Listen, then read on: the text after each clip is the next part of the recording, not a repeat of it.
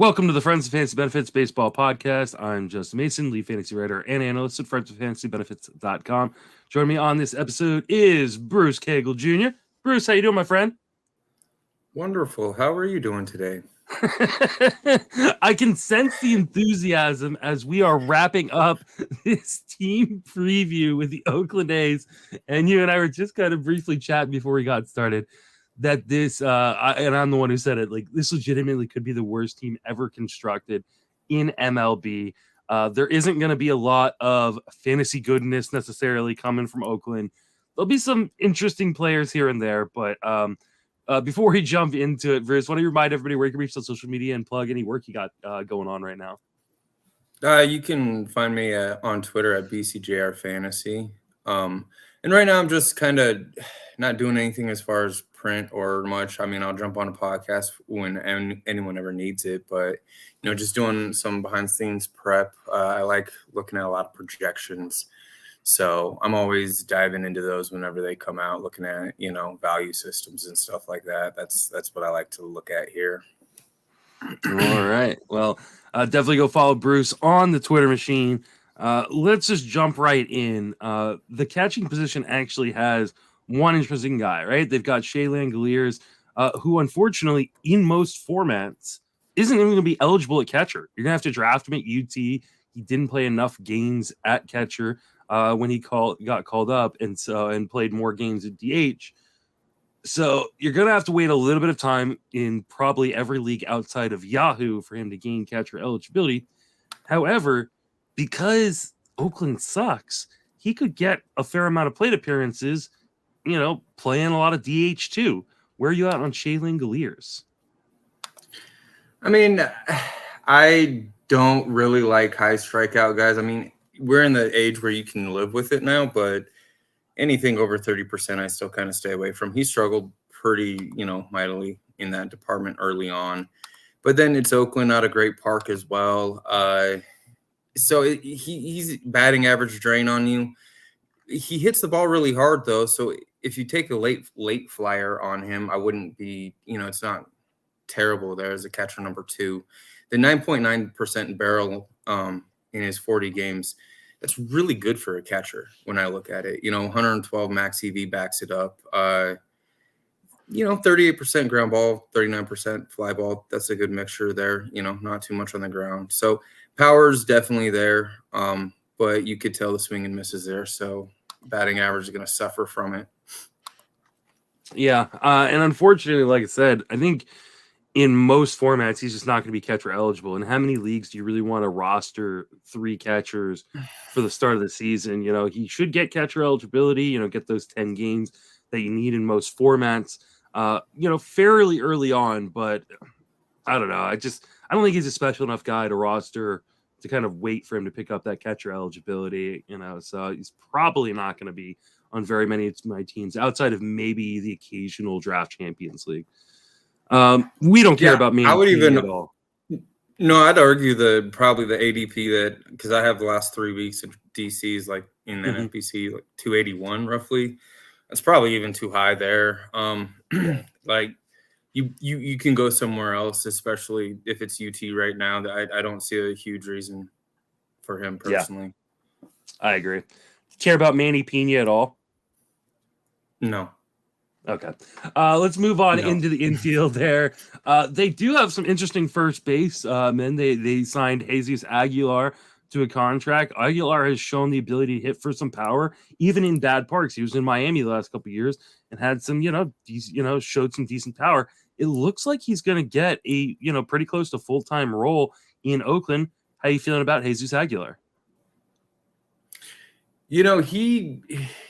He brings a little bit of pop to him. The batting average isn't going to be as bad as Shea Langeliers, so that's kind of a bonus, I guess. But we have him projected around 240, and I know this this upcoming season the batting average benchmark's probably going to be down a little bit, but 240 is still hurting you. If you can get them super late, maybe a dollar flyer and you're really hurting there for some depth, I don't mind. I don't mind it. I'm trying to personally, I'm going to try to have my, corner and first base and all that situated by them. I don't want to steer towards this type of player. It's meh. Even on his, like, you got to go back to 2018 for that season that kind of mattered, and that's just too long to go back and hope he almost doubles his barrel percentage again. So he's kind of a boring player. He'll get some plate appearances for you, but I think they're going to be boring and it's not going to be worth it. Yeah, I mean, here's the thing: like in a draft champions or like as one of your last picks in a 15-team league, I think he makes a little bit of sense. Going to play every day. He showed in 2021 that he could still hit for 20 home run power if given full-time playing time, even at a bad park, because Miami's just as bad as Oakland. So I don't mind it. I don't mind it as like a draft champions guy or your last pick in a DC or last pick in a 30-round draft in a 15-teamer. The only problem with that is, though, usually you're shooting for more upside. It's one of your last picks in a 15-teamer. So he's probably only a DC guy.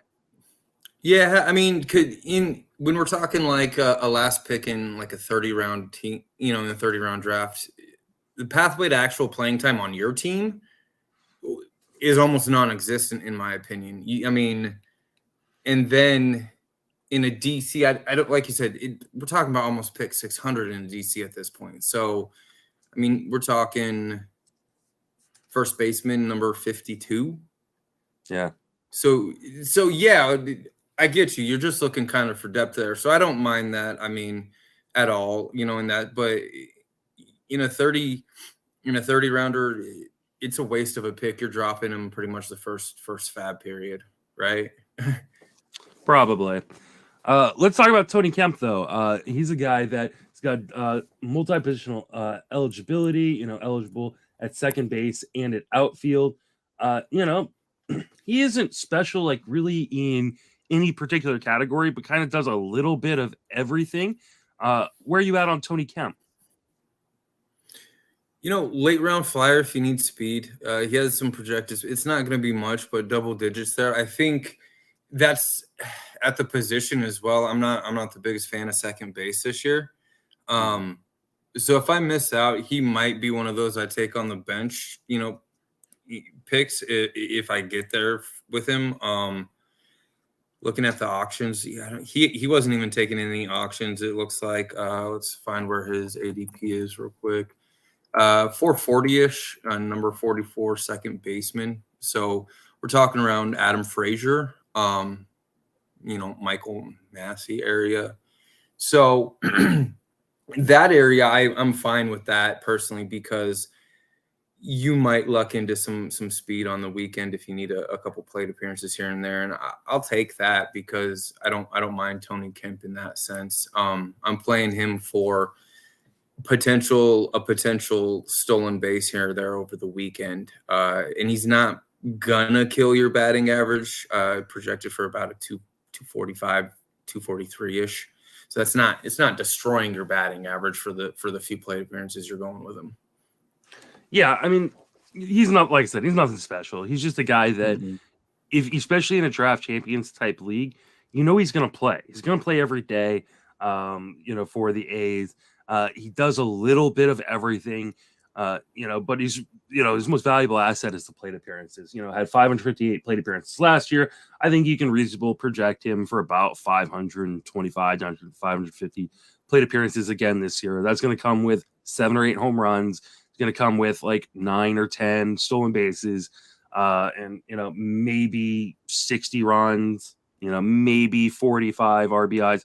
Like that is nothing like interesting except for the fact that he offers you some depth at 2 of the weaker positions this year in fantasy, second base and outfield. The multi-position on that one is a big thing it's for depth play. That's nice because plate appearances, accumulating them really matters, so a good depth play in that sense. Yeah, and I mean, like for instance, like I just finished a draft champions league, and I drafted him, and I'm going to be honest, I accidentally set the minimum on him, but it was one of those things where I was out with family, and I noticed I was on the clock, and I had 3 minutes to act, and I was all like, oh no, I need a second baseman. Oh, I'll just take Tony Kemp and set the minimum of 353 on him. So don't do that, but. I think it's one of those things where he can offer just a little bit of depth in those kind of draft and hold type leagues. Moving on over to shortstop, we have Nick Allen. I don't know that we even really care about Nick Allen at this point. Do you? No, and that's the thing. I think I don't know if he's a depth play that you want personally. He's middling in, all your counting stats that we really need for like a 5x5 scenario. Kills you, batting average currently, doesn't walk a lot. A barrel percent, like there's really nothing there that's going to make you want to kind of go after him in a sense. Yeah, I think he's one of those guys that, like, hey, if he could get on base enough, we could, maybe get some real speed from him in terms of, like, stolen bases. But you also can't, like, you can't steal bases if you can't get to first base, right? And I just think that is a huge 51% ground ball rate he had with a 1% barrel rate. So yeah, a lot of soft ground ball. That's not going to work for anybody. Yeah. You could be one of the fastest guys around and you're still going to struggle. So that one's, you got to see a lot more. I would even pass on him in a DC because, especially at the position, no real need to go there when there's so many other options this year. What about Jace Peterson? He was brought in, he's given a contract. Looks like he's going to play third base. Mostly for the A's. Any interest in him? I personally like him. He shows a little flash here and there, doesn't he? Like almost always gets you excited. Like he could do a little something, but then it kind of falls apart. But like what do you have? 8 home runs and 11 steals last year? Is that what I'm saying? I was just looking at his splits because he hits lefties a little bit better last year anyway, but he always has he had a little bit of pop, a little bit of speed. Hasn't ever played the full season, but doesn't kill you in batting average. As bad as some of the guys previously that we've been talking about on Oakland, we have to kind of keep it relative there. 6-7% barrel rate. I'll throw the dart personally late in a DC on him because it's still what the price is. We're not talking about pick 455-ish, so we're still talking real late. I'll throw that dart on him. The power speed kind of gets me a little giggly about him. I don't know, man. Yeah, I don't really care. Like if he gets to 500 plate appearances, maybe he's a 10-10 guy. Maybe he's never gonna get there. Guy. I just don't know that he's gonna get there. And the hard part too is for a guy who was a super utility guy last year, he's still only third base eligible. So it's not like you even get that outfield eligibility because he only played 18 games there. Now in Yahoo will have outfield eligibility, but I can't imagine unless you're playing in a home Yahoo league, you're going to be in a deep enough league where Jace Peterson matters.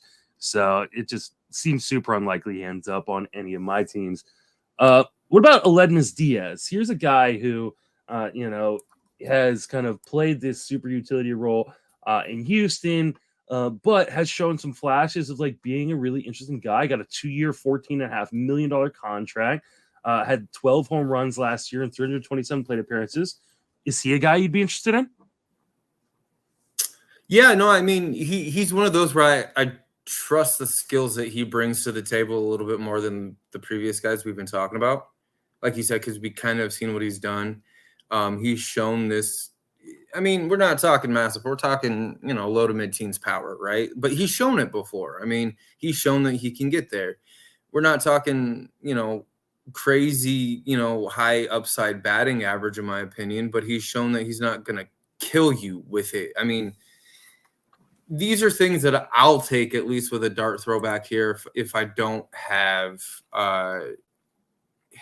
the right depth or depth play. This is still another one I'm talking about, a depth play. These are kind of what they all are, but I'll take a flyer on him because I can at least count on, in my opinion, I can count on his production a little bit more than the previous. That's I personally like that, where I can count on his production. Yeah, I think he's gonna. He should play every day. He should get to 500 plate appearances. I think he could hit 16 home runs. for Oakland, a handful of bags, something like that. So in leagues where that makes sense, most likely, again, draft champions type of leagues, like I think he makes a little bit of sense. Is multi-positional eligible again, which is always nice in those kind of draft and hold leagues. But other than that, probably not moving the needle. Here's an interesting guy. So Ryan Noda was selected by the A's in the Rule 5 draft, which means he has to stay on the active roster in the entire season. Otherwise, he gets sent back to the Dodgers AAA system where they pulled him from. His numbers in AAA last year in 574 plate appearances, 25 home runs, 20 stolen bases. He's first base eligible. Any interest in Ryan Noda? With some of those numbers and just the fact that he has to stick around, that's really tantalizing, isn't it? I think you find a spot for him. We're talking like later, than pick 400 when I'm saying you find a spot for him. But, I do think that's some depth there that you want, at first for potential corner. That's tantalizing. It's super tantalizing. He's shown the ability to take walks. He's never walked below 15% of the time in any stop in the minors. Now they're going to be strikeouts. Like dude is like struck out like mid to high 20s, even mid to high 20% at every stop in the minors. But there's a little bit of power here. I think he could be like a 20 homer bat if given full plate appearances, and there's some speed. Now, is there as much power and speed as we saw in AAA last year? Probably not. It's AAA. He's a guy who's a little bit old for, he's 26 already, a little old for his level, right? Going to be 27 pretty much the day before opening day. But on an Oakland team where they just have very little talent, he could get some run, right? They should see what they have in a 27-year-old guy that that has only been in the minor leagues. I think, especially in draft champions, I think he's worth a gamble. And I also think that, like, in your 15-team leagues, you should maybe take a flyer on him. Like, this is the guy I would rather take a flyer on than Jesus Aguilar. Even though Aguilar's playing time is probably more secure, the upside on a guy like Ryan Noda is much higher, and he could actually be a difference maker. Well, and you got to think in season. First 2 weeks pop out, this dude hits 1 or 2 home runs with a couple of stolen bases. He's going to go for a pretty penny in fab, where Jesus Aguilar is really never going to push the needle. That type of player. So that's exactly right. Where I would rather throw this start at the end. And there's things about the profile that you can point to and it's high strikeouts, right? 28.2% last year, 26.7, 29.4. All right, doesn't sound like much difference, but his swinging strike rate has progressively went down those 3 years, 14.3, 13.2 to last year's 11.9.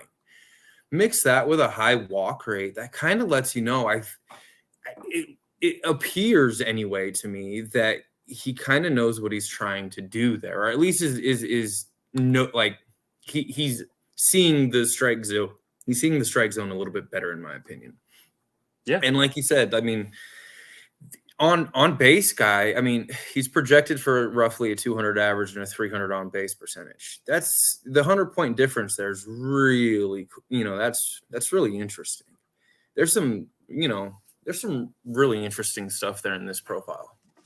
Yeah, I definitely think he is, he's currently going extremely cheap. We're talking $704 in NFBC draft champion since the beginning of the year.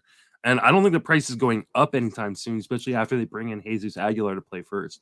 So I think people are going to be worried about his playing time. So I look roughly last 3 weeks, last month, when there's been 12 drafts of DCs and it looks like he's 547. So I do think people have kind of paid attention to him and see him because he's now above guys like Yuli Gurriel, Aguilar, Prado, Connor Joe. But how much he probably will creep up as the time goes, but DC's, we're still talking, this is past pick 500 right now. So you could still pick him up pretty much, willy-nilly, I think, almost at any given time. All right. Let's finish out the infield with Kevin Smith. This is a guy who Doesn't really have a carrying tool in fantasy, and he definitely doesn't have much of a hit tool. Any interest in him? No, I mean he's gonna tank your batting average from what it looks like. He hasn't proven to hit for any sort of decent batting average. Barrel percentage, not terrible, but I'm not willing to sacrifice any sort of average for mediocre barrel percentage. And everything like K percentage is too high for me. Walk percentage, bad profile all the way around. Not interested personally. All right, let's move on now to the outfield, where there are a couple of interesting guys. Let's start with Seth Brown. He's going to be first base and outfield eligible as well, but with Jesus Aguilar, he should play mostly in the outfield. There is a ton of power in the bat. Are you drafting Seth Brown? I can get a reasonable price on him, and in auctions, he's going for roughly $5. And then when we take a look at DC's pick 210,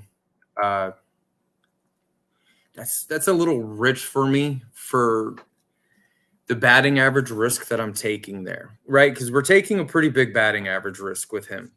And pick 210, it's still a valuable pick, valuable enough to me where I'm not looking for a 220 guy, but the rest of it's, man, it's pretty good.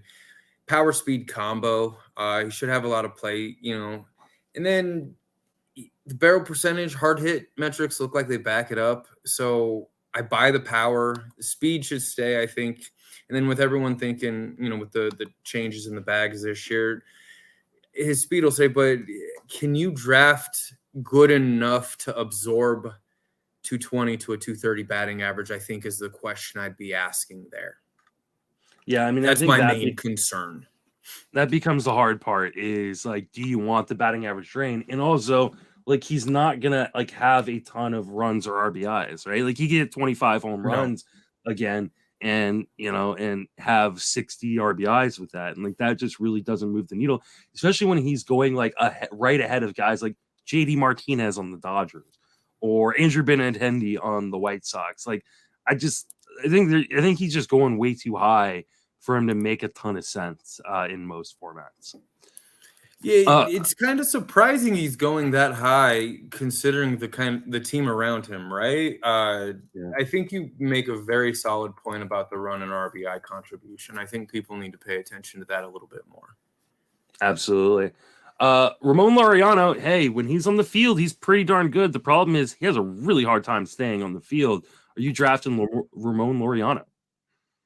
I drafted him in the last auction I did, so yeah. Okay. I still like his skills. He's a batting average drain. So I might have drafted him a tad high, but I personally believe I can count his power and speed a little bit more than anyone else on the team.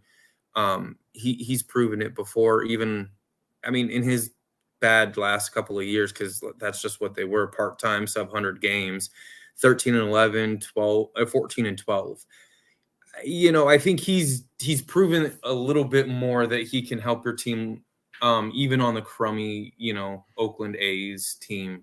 He's going to drain your batting average, in my opinion, but I can build around him well enough because I think he can supplement the speed a little bit more. 14 or 15 stolen bases, I think you can get from him if he can stay on the field long enough for it.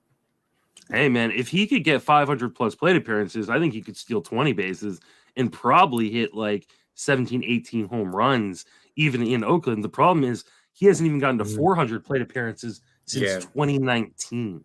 And that becomes a really difficult part is, do you want to, take a gamble on a guy that you're likely going to have to replace for upwards of half the season?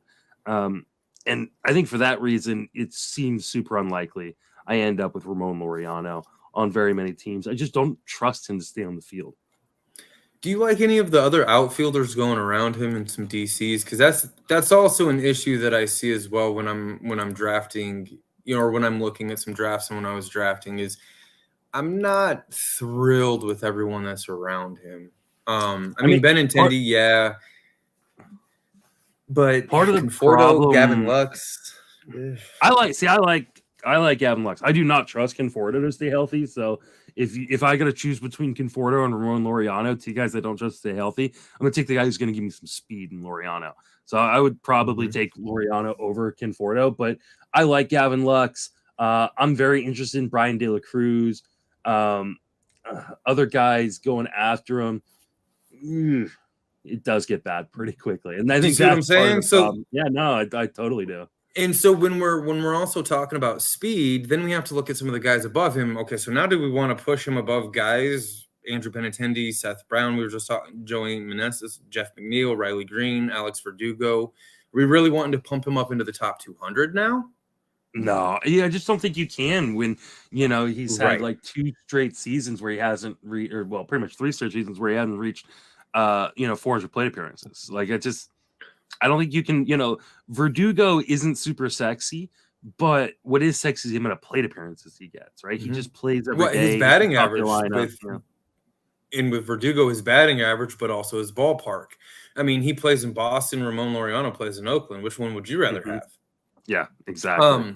But then so it's like you can't really pump him up too much. But then when you take a look below him, if you let it fall too much below him, now we're getting guys that don't have speed or have plate appearance issues or health issues themselves. So he's in this weird spot in the draft where maybe you wanted to either have maybe the first two maybe the first 2 spots of your outfield filled, but then you can't take him as outfield number 1, but you don't really want to, I think, get him as maybe outfield number 3 would be ideal, I think.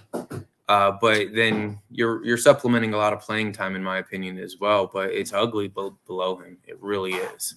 Yeah, it is ugly below him. But I mean, there's still guys below him that I think I'd rather have. Like, give me Randall Grichuk. Give me Lane Thomas.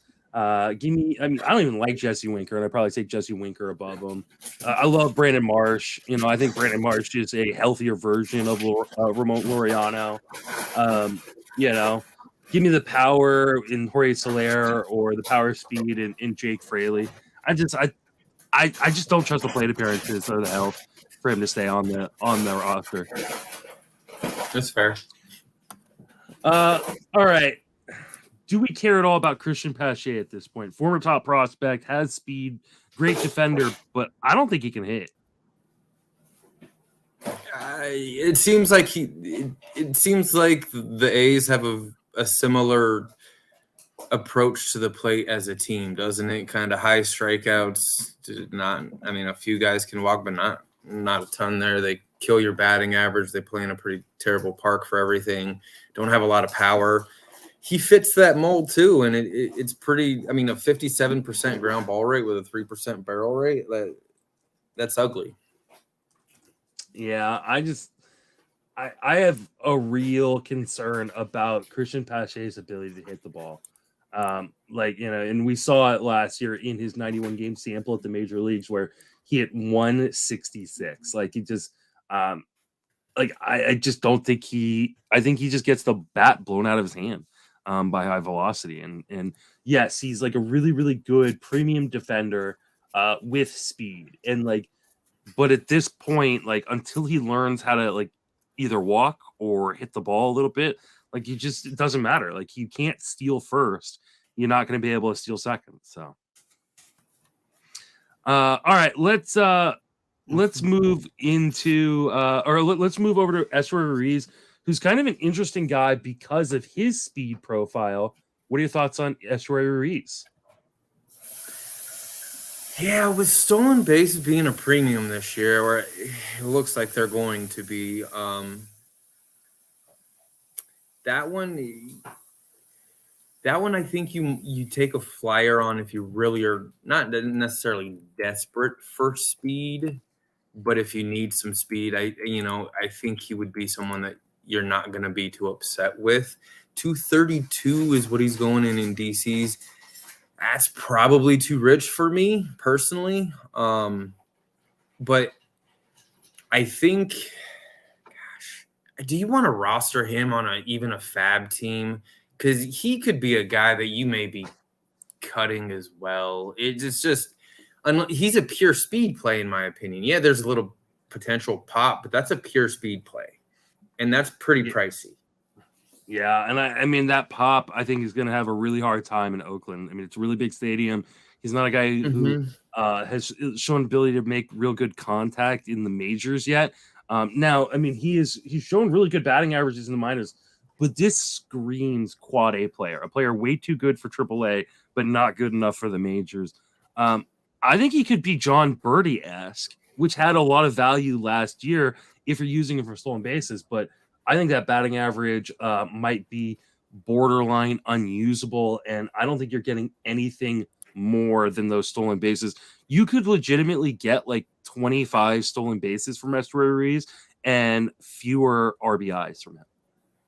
Well, then that's the funniest part. Just glancing at his projections, the bat has him at 27 RBI and 22 stolen bases. ATC has him at 34 RBI and 24 stolen bases. Yeah. That's crazy sauce to me. Yeah, I mean, the batting average isn't even, 239, 228 projections. So that's killing you in RBI. The power ain't, it's hard to see him getting to 7, that's hard to see in my opinion. So this is a hard pass for me. I think he's probably, not probably, he's too expensive currently. When I'm taking a look at Oakland players, he's the most expensive Oakland player in average auction values currently. Yeah, I think he's too expensive too. I think he's a pure like speed gamble if you have like just not got enough speed late in the draft. And I mean, unfortunately, he's not even going late. Like you said, like he's going around pick 237 this month in NFBC Draft Champions Leagues. That's way too high. All right, let's move away from the offense and go talk about the pitching. Hey, this is going to be just as depressing. They traded their top of the rotation guy in Cole Irvin. Now they're left with Paul Blackburn. You care about Paul Blackburn at all? Not really. He's coming back from a torn finger tendon, right? Injury was surgery date 8/10/22. Not really my ideal player to go after when it comes to building a draft. His ERA was 4.28 last year, Sierra 4.09, so he didn't really outproduce it. 12.6 K minus walk ratio, so he's going to hurt you in strikeouts. The ballpark's not there. The team's bad, so he's not getting you any wins. ERA is going to be bad. WHIP's going to be high. There's pretty much nothing here that you could use fantasy-wise. All right, let's talk about James Kaprielian, who's a former top prospect, but has had real trouble staying healthy. Any interest in him this year? He's burned me before because, like you said, he's kind of, been – he's made you want to believe in a sense, and it's just it's even worse than Paul Blackburn in a sense. I mean, he gives you a little bit higher K percentage, but the walk percentage is higher, so together it's not good. I can't trust him to stay on the field, and I can't trust him also to help my ratios, which is the one thing I need from a starting pitcher. No wins from this team. They won 60 games last year. Like, they got worse, it looks like. So 55 games might be hard for them to reach. So I don't see where he's bringing any value to your team. Yeah, unfortunately, he's like a bad fastball guy that throws his fastball 50% of the time. And he's got a really bad injury history. Like, I mean, he is really just draft champions depth first year for your pitching. Ken Waldichuk, another kind of former interesting prospect, made his major league debut last year with the A's. Any interest in him? If we're talking about some pitchers, he may be one that, on this team anyway, he may be one that you may look at a little differently just because he may be a better pitcher than the rest of them. I'm probably not going to be targeting him personally because I think the WHIP's a little too high, and then he doesn't bring enough strikeouts to compensate the high WHIP. So with the pitching on this team, at least the starting staff, it's going to be really hard when they tank me in wins as well. Because it's a stat that, in the NFBC we use. So it's just going to be really hard to see any of them getting past 8 wins, in my opinion. So it's a pass for me in that sense again, too. Yeah, I mean, I think he's a little bit interesting just because he, did a really good job at kind of controlling the walks. Had a fairly low walk rate. Unfortunately, like the homers were still an issue. And in Oakland, that's not what you want to see. And 4 of the 5 homers that he did give up in that 34 inning sample at the major leagues were in Oakland. So it wasn't even like the home park protected him there. So yeah, he's probably, let's be honest, the entire rotation is probably a pass for me. Anybody else in this rotation you care about? No, and because the biggest thing is, and I know people will say, "Oh, draft champions, we need depth down," but we also, he's still in the top 400 for picks and DCs. That's kind of tough. I think you can find better talent down there, and I think when we're talking depth, some of these guys aren't really boasting anything that's what we want to see, right? Like that's the tough part. Even if we get them, and yeah, they have innings, they're just bad innings. So you probably want to lean towards someone that has something better with them, like higher strikeout percentage, right? Something that can give you a little excitement. All right, let's talk about Trevor May. He was brought in on a contract. Looks like he's gonna be the closer. Any interest in Trevor May? You got to throw some darts at closers, and Trevor May went for his AAV is $1. In the 4 auctions that I have pulled up right now. So any potential closer for $1, I don't think it's a wasted pick personally, because he may waltz into some here and there and you need saves. Top 300 pick in DCs, that's still relatively late, especially for closers. They've been kind of getting bumped up, but if you need a closer or a speculative closer, he looks to have the job. I'm not sure anyone's going to really take it from him, but he runs into the same problems as the other pitchers.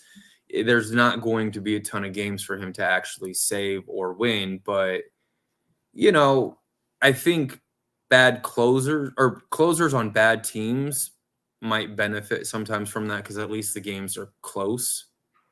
So maybe the 50 games they win, maybe 30 of them are close, close, 35 are close enough for save opportunities, right? So in that sense, it's a good late dart throw on a spec closer. You don't have to really pay much for him there. Yeah, he's a cheap kind of third closer.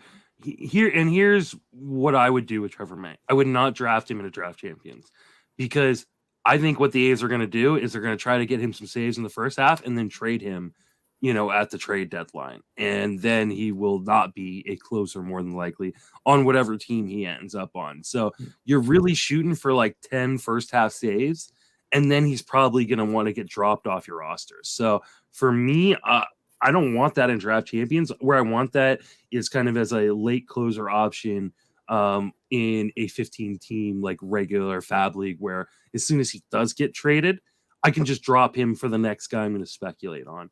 But that's about it for me. He at least has decent things with his profile though too, right? Like a little bit higher K percentage than other people. He gives up more fly balls, but in the park, I don't think it'll hurt him too much. But he runs into the same problems the rest of the staff does, majority. So good luck. Well, Bruce, we did it. Thank you so much for joining me. Remind everybody where you can reach on social media, and then plug anything you got going on. You can find me at Twitter at BCJRFantasy. Right now I'm just drafting, looking at some drafts, getting back into it all. Work's finally slowing down. It's a busy season at the post office, so I try to just focus kind of at one thing at a time. So now I can start doing a lot more research about draft prep and values and auction values and things like that, because I find that to be the most interesting. You can reach me on Twitter at JustinMasonFWFB. Email me or the show, friendsoffantasybenefits@gmail.com. Writing daily at Fangraphs. This is the final episode of 30 team previews in 30 days. I appreciate everybody who's stuck around and gone through all of these, especially this one because it was such a bad team.